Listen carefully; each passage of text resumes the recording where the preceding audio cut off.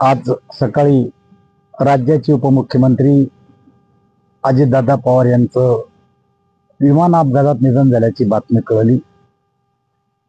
खरं तर दादाच्या जाण्यानं या उभ्या महाराष्ट्राचं नुकसान झालेलं आहे। त्यांच्या दुःखद निधनामुळं एक अत्यंत कर्तबगार, स्पष्ट वक्ता आणि विकासाभिमुख नेतृत्व गेलं। महाराष्ट्राच्या राजकारणात कधीही न भुरणारी पोकळी निर्माण झाली। महाराष्ट्राच्या जनतेला कायम त्यांची आठवण राहील असं मला वाटतं।